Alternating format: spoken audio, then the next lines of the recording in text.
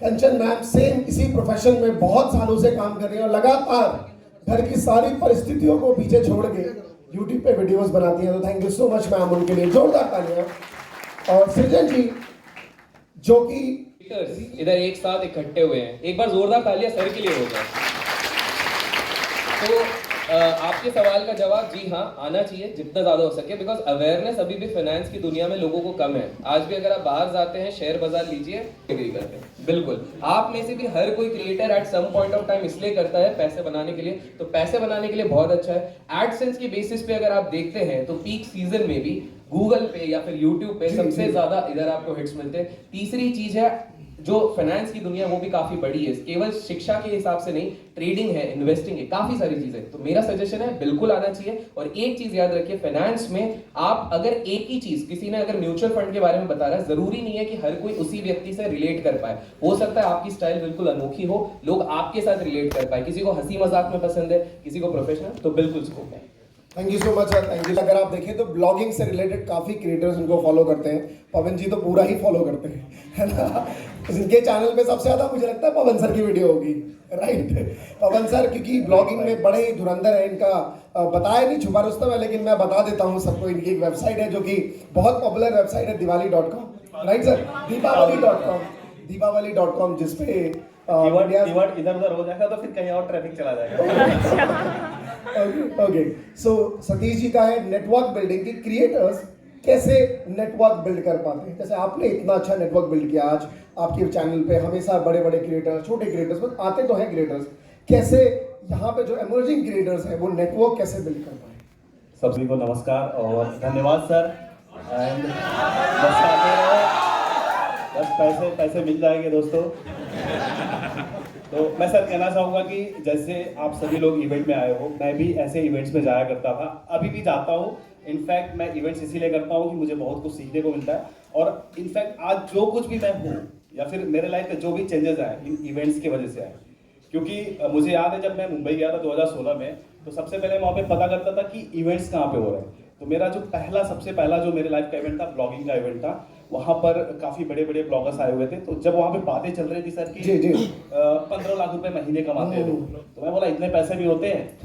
और तो वहाँ से मुझे मोटिवेशन आया, फिर लोगों से मैं कनेक्ट किया कि, और जैसे क्या होता है ना, यहाँ पे जितने भी लोग आए, अगर आपस में आप बातचीत करोगे कि आप क्या करते हो, मे बी फ्यूचर में आप उनके साथ बिजनेस भी कर सकते हो, कोलैब कर सकते हो, बहुत सारी चीजें हो सकती है। अगर आप बात ही नहीं करोगे तो इवेंट में आने का कोई फायदा नहीं होगा। तो इवेंट में जब मैं गया तो कोलैबोरेशन शुरू किया, नेटवर्किंग शुरू करी वहीं से। इवन मैं मुंबई में यूट्यूब स्पेस जाया करता था, तो वहाँ पे भी मेरे जैसे क्रिएटर्स आते थे। मेरे थे 1000 सब्सक्राइबर्स, बाकी जो आते थे उनके थे 1 लाख से ज्यादा सब्सक्राइबर्स। तो मैं 1 लाख वाले से बात करता था, भाई तूने कैसे किया, तुम्हारी जर्नी बताओ कैसे तुमने किया। तो वो सारी चीजें मैं अपने जर्नी में इंप्लीमेंट करने लगा, अपने यूट्यूब करियर में इंप्लीमेंट करने लगा, और धीरे धीरे मेरा चैनल भी ग्रो होने लगा। तो यही की पॉइंट है कि आप जितने ज़्यादा इवेंट्स में जा सको। अभी फिलहाल कोविड की वजह से इवेंट्स नहीं हो रहे थे, मैं शुक्रगुजार करूंगा कि वापस से सारी चीज़ें खुल गई और इवेंट्स हो रहे हैं। तो मेरे लिए तो मतलब ऐसा है कि मेरा खून बढ़ता है जब मैं इवेंट में जाता हूँ।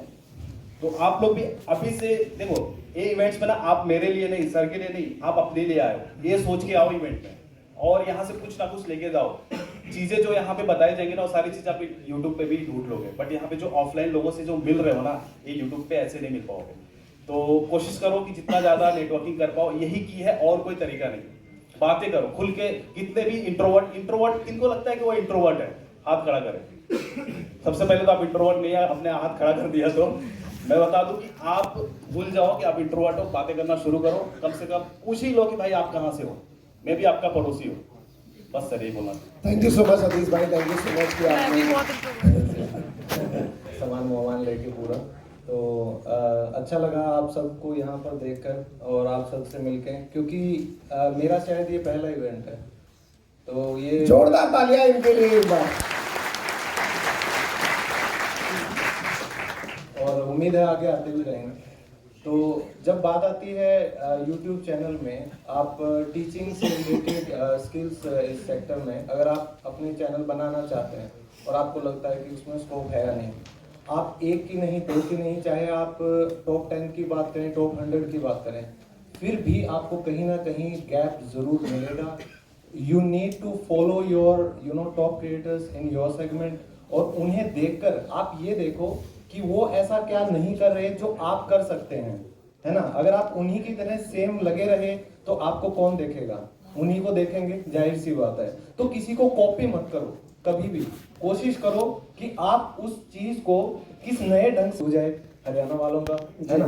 कोई भोजपुरी में बस साइड से कुछ यूट्यूब बैठ के आप लोग उनके दिल को छू पाए, तो आप ये कोशिश करो कि आप कुछ नया सिखाओ, नए तरीके से सिखाओ, और लोगों के दिल को जब तक आप छुओगे नहीं, तो चाहे आप कितने भी इंटेलिजेंट हो, कितने भी आपको ना अपना टीचिंग का कुछ नॉलेज हो, वो कहीं काम नहीं आता जब तक ऑडियंस जो चाहती है आप उनके पर्सपेक्टिव से जाके उनके शूज में अपने आप को रख के फिर आप सोचिए कि आप क्या ऐसा बनाएं कि जो कि गैप है और लोग चाहते हैं, ना कि आपको क्या आता है। तो मेरे हिसाब से हर किसी के लिए जगह है, समा जाइए इस समुंदर में, है ना।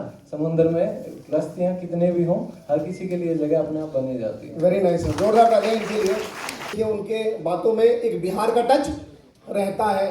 जब भी आप कुमार गौरव जी को सुनिए उत्कर्ष क्लासेस से, उनके अपने क्षेत्र का टच रहता है। तो as a creator Satish ji के सुनिए, हमेशा ये यूपी के टोन में रखते हैं। तो ऐसे रीजनल जॉनर में, क्योंकि देखिए ज्योग्राफी का बड़ा योगदान रहता है। पंजाब वाले हमेशा गुस्से में रहते हैं, हरियाणा वाले गुस्से में रहते हैं। क्यों? क्योंकि यहाँ पे टेम्परेचर हाई रहता है ना। साउथ में चले जाइए जहाँ पे माहौल एकदम ठंडा है, लोग धीरे से बात करते हैं। तो टेम्परेचर का बड़ा योगदान रहता है हमारे जीवन में। Thank you so much sir कि आपने इतनी अच्छी बातें कही। कंचन मैम हमारे साथ यहाँ पे हैं, जिनके चैनल पे 10 मिलियन से ज्यादा सब्सक्राइबर्स हैं सिर्फ एक चैनल पे। उनके अलावा जी जोरदार तालियां। उनके अलावा इनका ब्लॉगिंग का चैनल है, और भी चैनल है जिस पे 2 मिलियन सब्सक्राइबर्स, 1 मिलियन सब्सक्राइबर्स और बहुत सारे सब्सक्राइबर्स हैं। क्रिएटर छुपा नहीं पाते सर, है ना। तो हमारे और भी बहुत सारे चैनल्स हैं हमारे, मतलब मैम के जी ये हमारे साथ में ही सब परिवार। Thank you so much ma'am. So ma'am ने इंग्लिश के ऊपर बहुत अच्छा काम किया। मैं चाहता हूँ कि बहुत सारी वुमेन यहाँ पे बैठी हैं जो कंटेंट क्रिएटर बनना चाहती हैं। आपसे बड़ा इंस्पिरेशन और उन्हें कहीं नहीं मिल सकता कि एक द बीइंग अ लेडी, एक मॉम जिन्होंने यूट्यूब शुरू ही नहीं किया, 10 मिलियन तक पहुंचा दिया और आगे वो जाता जा रहा है। आपने ये कैसे किया और वो कैसे कर पाई? First of all, I would like to thank you and your team, Rigi team, for having us here. अगर मैं ये बात करूँ कि सब्सक्राइबर्स के बेस पे अगर हम देखें कि कौन कितना अच्छा कर रहा है, तो मैं ये बोलूँगी हर कोई अच्छा कर रहा है। कभी कभी क्या होता है यूट्यूब पे, आप सभी को पता है कि कोई एक वीडियो अगर वायरल हो जाती है तो बहुत सारे सब्सक्राइबर्स आपको मिल जाते हैं। इसका मतलब ये नहीं है कि जिसके सब्सक्राइबर्स कम है वो अच्छा काम नहीं कर रहा। जब मैंने शुरुआत की थी तो वो एक वक्त था जब कुछ भी पता ही नहीं था कि यूट्यूब पे क्या है, कैसे है, इनकम होती है नहीं होती है। बस एक सोच थी साथ में, और इसीलिए मैं कहती हूँ डू थिंक। कुछ भी करने से पहले एक सोच आती है, अगर आप सोचोगे नहीं तो कर नहीं सकते हो। तो सबसे पहले सोचना है। एक सोच थी कि मैं ये कर सकती हूँ, और कर सकने की सोच में भी एक जो डर होता है कि जब मैं स्टार्ट करूँगी तो क्या होगा, हमारी फैमिली हमें सपोर्ट करने वाली है नहीं। क्योंकि वैसे अब तो काफ़ी नाम हो गया यूट्यूब का। शुरू में तो बहुत यही होता था कि अरे हो गया, ठीक है, कर लो, मुझे नहीं लगता कुछ हो पाएगा। And this happened with me as well, मेरे साथ भी हुआ था। बट जब आप किसी चीज़ को करने की ठान लेते हैं तभी आप आगे बढ़ते हैं। तब आपको किसी की बात सुननी ही नहीं है, क्योंकि अगर आपको लगता है आप कर सकते हैं तो आप कर सकते हैं। तो इसी सोच के साथ शुरुआत हुई थी, और आई वुड से सुबह मैंने स्टार्ट किया था अकेले, बट शाम को हम 2 हो गए थे। हम हमेशा ये कहते हैं, क्योंकि ये कभी हुआ ही नहीं कि नहीं करना है। उनका भी, मेरे हस्बैंड का भी यही कहना था कि अगर तुम्हें लगता है कर सकते हो तो करो। हाँ, एक चीज़ मैं बोलूँगी कि शुरुआत में उन्होंने ये बोला था कि पहले रिसोर्सेज इकट्ठा कर लेते हैं, एक फ़ोन ले आता हूँ अच्छा सा जिससे अच्छे से शूट कर पाएंगे, फिर करते हैं। तो मैंने कहा फिर वो करते करते टुमारो नेवर कम्स, कल कभी नहीं आता। तो मैंने कहा कि जो है अभी शुरू करते हैं। मेरी पहली वीडियो मैंने अभी तक रख रखी है, क्वालिटी बहुत अच्छी नहीं है बट कंटेंट अच्छा है। तो ये कंटेंट में मुझे कभी डाउट नहीं होता, क्योंकि कंटेंट में वही डालती हूँ जिसमें मुझे बहुत भरोसा होता है कि ये जाएगा तो दूसरों की मदद करेगा। तो वो मैंने शुरुआत किया था एक पेन और पेपर के साथ, एक फ़ोन के साथ, जो कि मेरा पुराना फ़ोन था, बहुत अच्छे से काम नहीं कर रहा था, बट इट डिड वर्क। तो उस तरीके से शुरुआत की, और आगे बढ़ने के पीछे का राज एक ही है, देखिए, कंसिस्टेंसी। अगर आप लगे रहेंगे तो आगे ज़रूर बढ़ेंगे, और आपको कोई रोक नहीं सकता। अगर आप दूसरों के तानों से डर के रुक जाएंगे तो आप पीछे रह जाएंगे। अपने पर भरोसा जिसने भी किया है उसी ने आसमान छुआ है। Thank you so much ma'am, thank you. Specially women जो घर में रहती हैं, जिनको लगता है कि यार सिर्फ और सिर्फ मैं अगर कुछ बना भी पाऊंगी तो कुकिंग और मेकअप, इसके अलावा मेरे पास और कोई अपॉर्चुनिटी नहीं है। आप देख सकते हैं कि एकेडमिक में हो, अदर प्रोफेशन में हो, मैं इनफैक्ट कहूँगा आप फाइनेंस के ऊपर बात कर सकते हैं। घर से ज़्यादा महिलाएं जिनके पास 20,000 रुपये 10,000 रुपये महीने के शुरू में आता है और पहले ही पता है कि जो बजटिंग है इसमें हमें सरप्लस तो नहीं मिलेगा, डेफिसिट ही रहेगा, तो वो कैसे इकट्ठा करना है और घर भी चलाती हैं और कई सालों से आप चलाती हैं, तो आप हर प्रोफेशन में अपना वीडियोस बना सकती हैं और कंसिस्टेंट होकर बनाते रहिए, डेफिनेटली आप आगे बढ़ पाएंगे। Thank you so much ma'am. ये बिल्डिंग प्लेटफॉर्म है आज के टाइम पे। इंटरनेट वर्ल्ड में यूट्यूब है जहां हमें पता है कि हम वीडियोस बनाएंगे और एडसेंस से पैसा आएगा, बट बहुत सारे ऐसे प्लेटफॉर्म्स हैं जहां पे हमारे पास यूजर्स बहुत हैं, जैसे कि टेलीग्राम।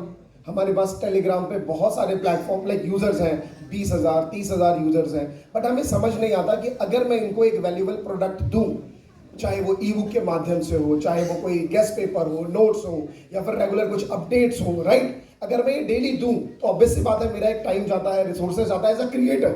और अगर मैं इनसे महीने के कुछ 50 रुपए 100 रुपए ले पाऊं, इसमें बुरा क्या है? तो उन क्षेत्र में, जी हाँ ये जरूरी था, बहुत बढ़िया, तो उन क्षेत्र में हम किस तरीके से आगे बढ़ पाए एज अ क्रिएटर, हमें चाह होती है किस तरीके से हम अपने टेलीग्राम को मोनेटाइज कर पाए। तो सृजन जी रिगी की टीम ने बहुत अच्छा काम किया है। आज इनके साथ हजारों क्रिएटर्स जुड़े हुए हैं जो बहुत अच्छा अपना कम्युनिटी प्लेटफॉर्म मोनेटाइज कर चुके हैं, और थैंक यू सो मच इस प्लेटफॉर्म के लिए। प्लीज कुछ कहिए।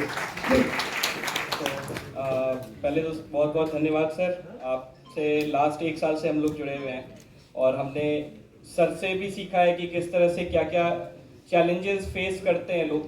तो रिगी को स्टार्ट करने के पीछे एक ही मोटिव था कि क्रिएटर क्यों है। जो लोग बोलते हैं, मतलब अभी हमारे लंबे सब्सक्राइबर लिस्ट की बात हो रही है, अगर बेस हो या बड़ा सब्सक्राइबर बेस हो, डिपेंड होता है कंटेंट कैसा है।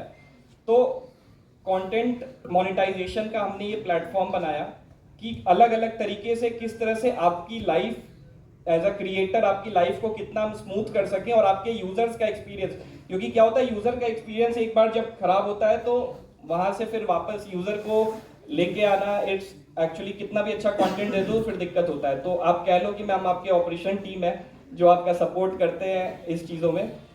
जहाँ तक बात कम्युनिटी की है, तो क्रिएटर के पास उनका कंटेंट है, राइट, उनका काम होना चाहिए अपने कंटेंट पे फोकस करना, ना कि ये ग्रुप कौन बनाएगा, ये अपना टीम बनाना, बिजनेस बनाना, फिर कंटेंट खराब बनाएंगे आप। तो अब किसके सब्सक्रिप्शन ओवर हो रहे हैं, किसको वेबिनार का लिंक गया कि नहीं गया, मतलब मल्टीपल चीजें, किसको वीडियो के एक्सेसेस मिले कि नहीं मिले।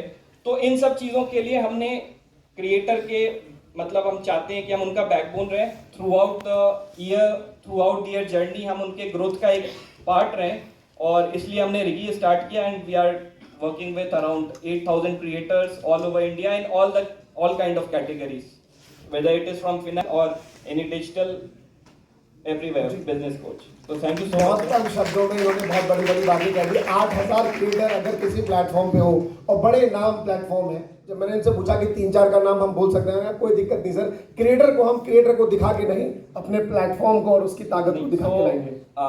हमारे इसी मंच पे अभिषेक सर बैठे हुए हैं, जो हमारा मतलब ऑलमोस्ट ऑलरेडी 6 मंथ से सर्विसेज यूज कर रहे हैं, एंड और भी क्या क्या सर्विसेज है, मतलब बहुत कुछ है, काफी कस्टमाइजेशन है विच कैन बी डिस्कस। मेरी पूरी टीम आई हुई है यहाँ पे। तो हम जो बैंगलोर बेस्ड स्टार्टअप है, and we work with creators तो हैं, और बाकी आपके साथ हम 1 साल से कर रहे हैं, तो आपको हमारी चीजें पता है सारी।